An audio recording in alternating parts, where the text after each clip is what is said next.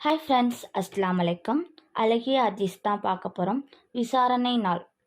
பிஸ்மில்லாஹ் ரஹ்மானிர் ரஹீம். நபிகள் நாயகம் ஸல்லல்லாஹு அலைஹி வஸல்லம் அவர்கள் கூறுகிறார்கள், அறிந்து கொள்ளுங்கள், உங்களில் ஒவ்வொருவரும் பொறுப்பாளரே. நீங்கள் ஒவ்வொருவரும் அவரவர் பொறுப்பிற்கு குறித்து மறுமையில் விசாரிக்கப்படுவீர்கள். ஆட்சி தலைவரும் பொறுப்பாளரே.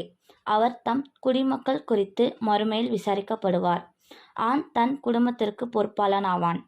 அவன் தன் பொறுப்பிற்கு உட்பட்டவர்கள் குறித்து மறுமையில் விசாரிக்கப்படுவான். பெண் தனது கணவனின் வீட்டாருக்கு பொறுப்பாளி ஆவாள். அவளது தன் பொறுப்பிற்கு உட்பட்டவை குறித்து மறுமையில் விசாரிக்கப்படுவாள். பணியாளன் தன் எஜமானின் செல்வத்திற்கு பொறுப்பாளன் ஆவான். அவன் தன் பொறுப்பிற்கு உட்பட்டவை குறித்து மறுமையில் விசாரிக்கப்படுவான்.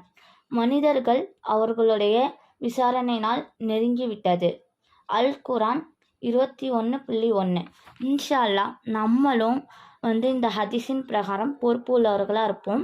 இன்ஷா அல்லாஹ் நம்ம இந்த ஒவ்வொரு விஷயமும் பொறுப்பு அல்லாஹ் மறுமையில் கேட்கப்படும். ஒவ்வொரு பொறுப்பிற்கும் அல்லாஹ் விசாரிக்கப்படுவான். அதனால் இன்ஷா அல்லாஹ் நேர்மையாக நம்ம இருந்து ஈமான்தாரியாக மரணிப்போமாக. ஆமீன்.